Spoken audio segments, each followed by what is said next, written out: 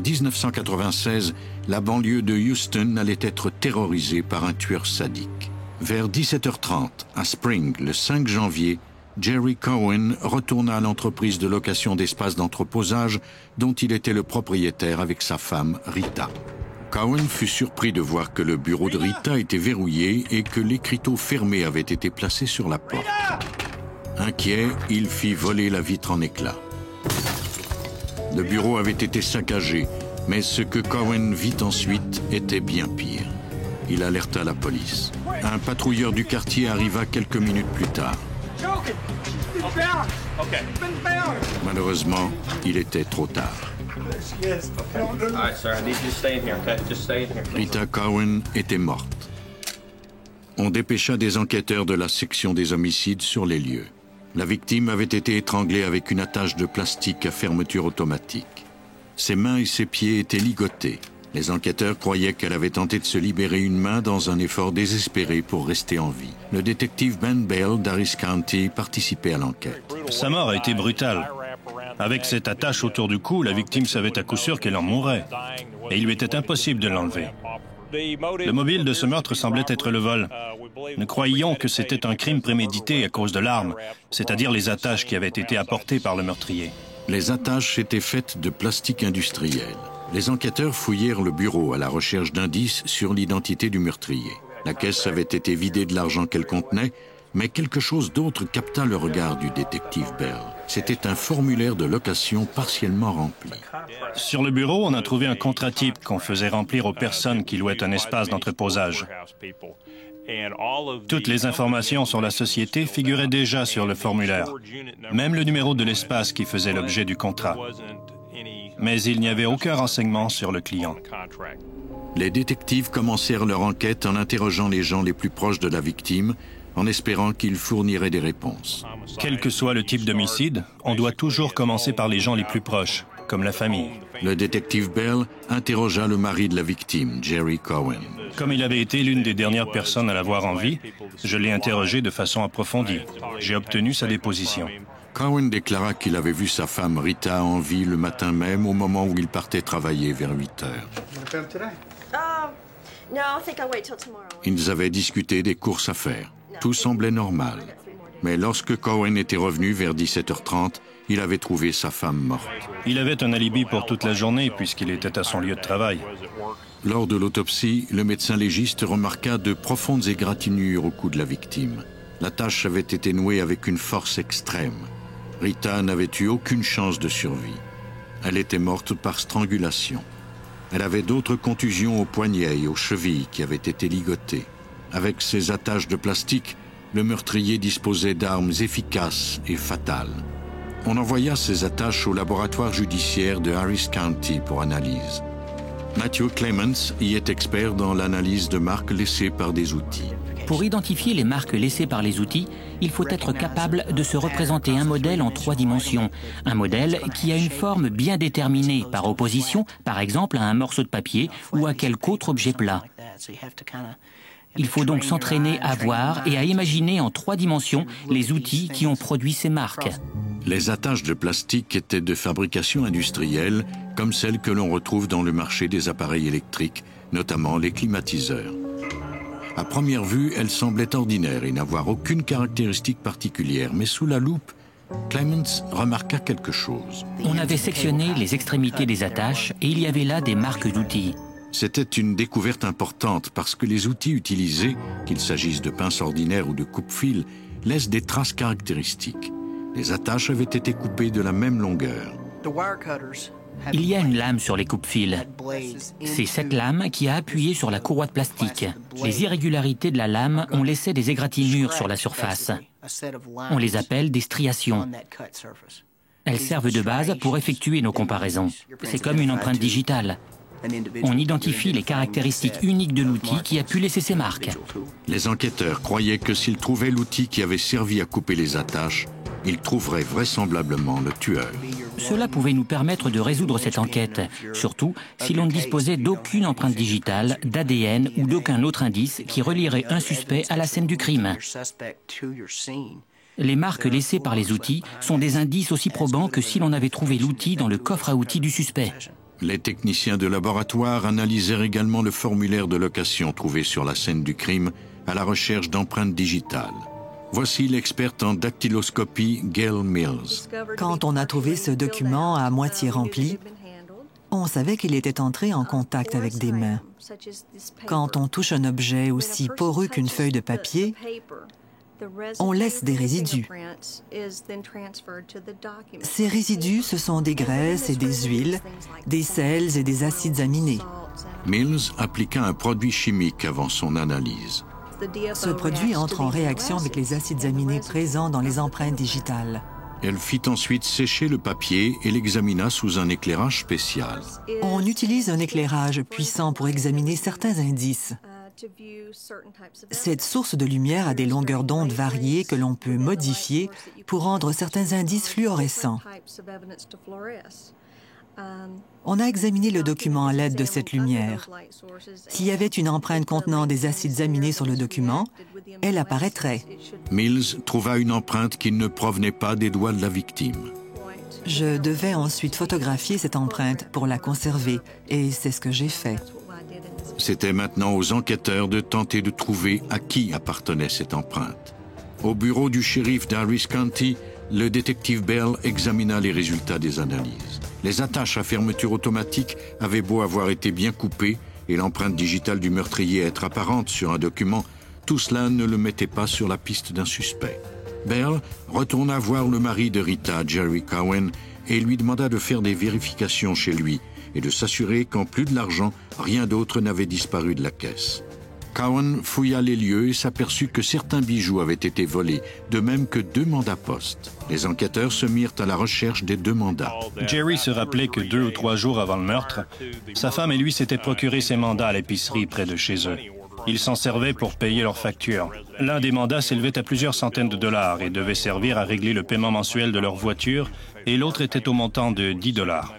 Jerry Cowan savait que ces mandats avaient été volés parce qu'il n'avait pas retrouvé les copies carbone. Comme ces mandats étaient équivalents à de l'argent liquide, le détective Bell croyait que le meurtrier avait été motivé par l'appât du gain. Il tenta de retracer ces mandats. Les détectives d'Harris County montrèrent à une caissière la photo de Rita Cowan. La caissière se souvenait de Rita lorsqu'elle s'était procuré ces mandats. Malheureusement, le magasin ne gardait pas un relevé des transactions des mandats. Les enquêteurs ne perdirent pas une minute et appelèrent la société émettrice. J'ai appelé la société qui émettait les mandats et je leur ai dit que j'enquêtais à propos d'un homicide. On m'a dit qu'on pourrait retracer le mandat s'il avait été encaissé, mais qu'il faudrait compter quelques semaines. Les détectives savaient que s'ils ne trouvaient pas un suspect dans les 48 prochaines heures, leurs chances de résoudre cette enquête s'amenuiseraient considérablement. Et ce délai signifiait qu'un meurtrier était toujours en liberté.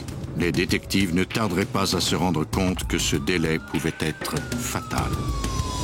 Dans le comté voisin de Montgomery, seulement 17 jours après le meurtre de Rita Cowan, on trouva une autre femme étranglée dans son bureau. La victime était l'agent d'immeuble Janice Vogel.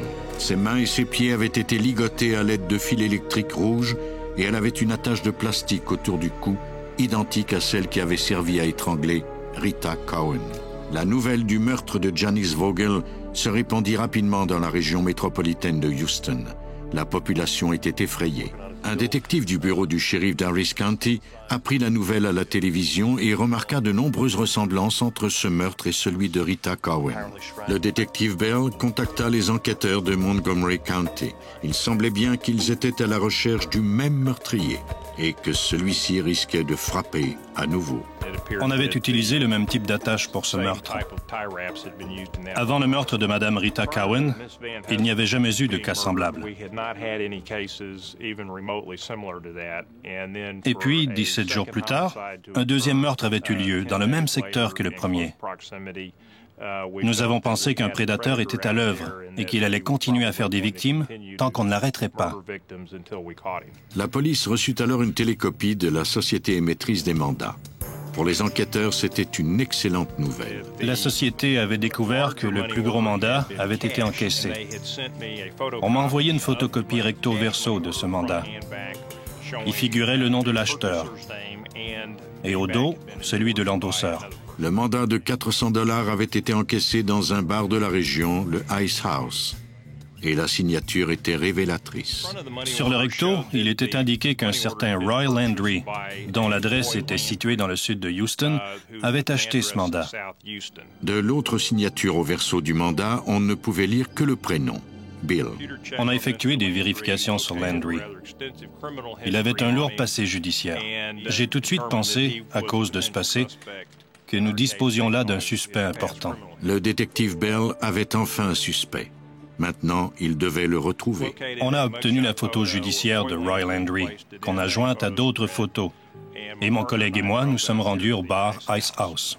Le Ice House était un endroit sans prétention où l'on servait bière et whisky et où les clients ne se mêlaient que de ce qui les regardait. Les enquêteurs espéraient obtenir des informations à propos du mandat. Ils montrèrent des photos parmi lesquelles se trouvait celle de Roy Landry. Le propriétaire ne reconnut aucun des hommes et déclara n'avoir jamais entendu parler de ce Roy Landry. Les détectives lui montrèrent alors l'endos du mandat endossé par un certain Bill. Il reconnut aussitôt la signature. C'était celle de Bill Katzner. Il avait eu un autre chèque de lui, un chèque sans provision. Les signatures étaient presque identiques. Le propriétaire connaissait bien ce Bill Katzner, l'homme qui entretenait son système de réfrigération et d'air climatisé. Les policiers voulaient interroger Katzner et Landry. Ils retracèrent Roy Landry en premier. On a réussi à contacter Landry. Il est venu nous rencontrer au service des homicides et on a eu du mal à lui extirper quelques maigres informations sur l'endroit où l'on pourrait peut-être trouver Katzner.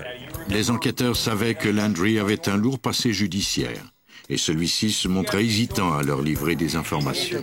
Landry finit toutefois par capituler et il leur donna l'adresse de Katzner. Les détectives se rendirent chez lui. Il n'y avait pas de rideaux dans la plupart des fenêtres et peu de meubles à l'intérieur. Cette maison semblait avoir été abandonnée. Katzner était introuvable. C'est alors que le détective Bell fit une découverte intéressante. Je revenais à ma voiture lorsque j'ai remarqué dans l'allée une grosse attache de plastique. Elle était identique à celles utilisées pour les deux homicides. Le détective était conscient que cette attache n'était qu'une preuve indirecte et qu'elle ne lui permettrait pas de procéder à une arrestation. Mais chaque indice le rapprochait de plus en plus du meurtrier. Les détectives devraient faire vite s'ils voulaient l'empêcher de frapper une troisième fois. Le détective Ben Bell effectua des vérifications sur ce suspect. Son nom complet était Richard William Katzner et il avait déjà été arrêté par le passé. Le détective Bell interrogea son ex-femme. Celle-ci déclara qu'elle ne lui avait pas parlé depuis quelques semaines. Elle ignorait où il pouvait être, puis elle se souvint d'un incident récent. Katzner n'avait pas effectué le paiement mensuel de sa camionnette. Quelques semaines plus tôt, un homme était venu reprendre possession du véhicule. Katzner était furieux, mais il n'avait rien pu faire pour l'empêcher de repartir avec la camionnette. L'ex-femme du suspect se rappelait qu'il n'avait même pas eu le temps de reprendre son équipement à l'arrière du véhicule. Les enquêteurs se rendirent sur place et interrogèrent le gérant. Il se rappelait avoir vu arriver la camionnette rouge de Katzner. Il nous a dit que lorsqu'ils ont repris possession de la camionnette, tous les papiers de Katzner, son équipement pour réparer les appareils d'air climatisé et ses effets personnels se trouvaient encore dans le véhicule. Katzner les avait contactés pour venir chercher ces choses, mais il n'était jamais venu. La société a alors tout mis dans des cartons qu'elle a entreposés. Les enquêteurs purent voir les effets personnels de Katzner, mais prirent soin de ne toucher à rien. Pour pouvoir les examiner plus attentivement, ils préférèrent obtenir un mandat. On a pu apercevoir beaucoup d'attaches identiques à celles utilisées pour nos deux homicides. Elles étaient dans le carton. Comme nous avions affaire à 2 cas d'homicide au premier degré, on a décidé de ne rien négliger et d'obtenir un mandat avant de fouiller dans les effets de Katzner.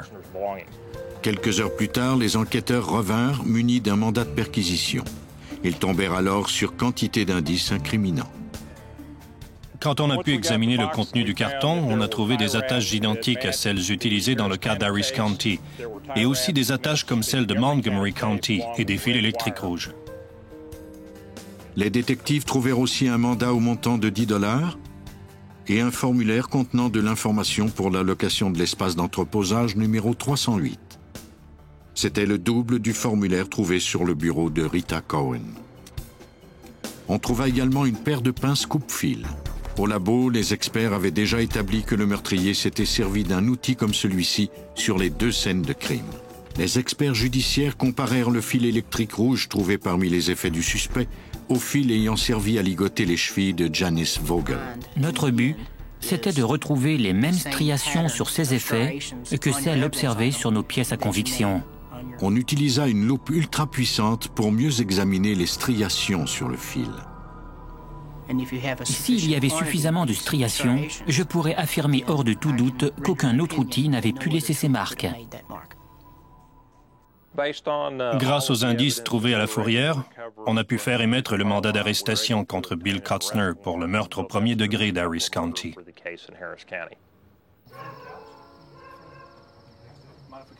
Roy Landry, le suspect, avait dévoilé aux enquêteurs où vivait Kotzner.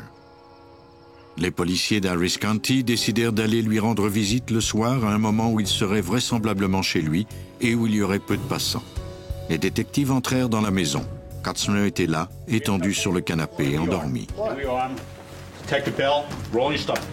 Now, rolling stop. What do you want? You're under arrest. On the other hand.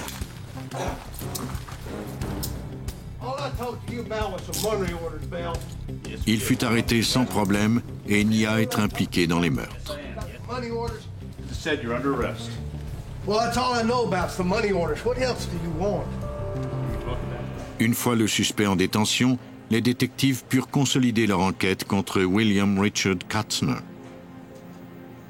L'experte en dactyloscopie Gail Mills compara les empreintes digitales de Kotzner à celles obtenues sur la scène du crime. Cette empreinte se trouvait sur le formulaire de location à moitié rempli d'un espace d'entreposage. J'avais photographié l'empreinte. Je l'ai comparée à celle de Richard Kotzner, le suspect dans cette affaire. Et j'ai pu identifier l'empreinte du pouce de Kotzner sur le document. La présence de cette empreinte démontrait que Kotzner était bien entré dans le bureau de l'entreprise d'entreposage, mais ne prouvait pas qu'il avait commis un meurtre. Les policiers croyaient que les indices trouvés dans les cartons du suspect leur permettraient de sceller son sort. Matthew Clements, l'expert en marque laissé par des outils, se rappelait que les extrémités des attaches avaient été sectionnées à l'aide de pinces. Maintenant, il avait l'outil dont il pouvait examiner les marques caractéristiques. Pour établir une correspondance entre une paire de pinces coupe-fil et un indice recueilli sur une scène de crime, il faut faire le test du coupe-fil sur un matériau semblable à celui de l'indice qui n'endommagera pas l'outil lui-même. Une fois le test de coupe effectué, Clements dut examiner ses résultats sous un stéréoscope pour comparer les striations de la pièce à conviction à celles de ses coupes d'essai. Dans le cas de Bill Kotzner, ces résultats répondirent aux attentes des enquêteurs. Les coupes étaient parfaitement identiques. Les preuves que nous avons pu obtenir, l'empreinte digitale, les traces d'outils sur le fil électrique et sur l'attache, démontraient que Bill Kotzner était l'auteur de ces 2 meurtres. Et Bill Kotzner a eu ce qu'il méritait, la peine de mort. Il a été exécuté le 7 août 2002.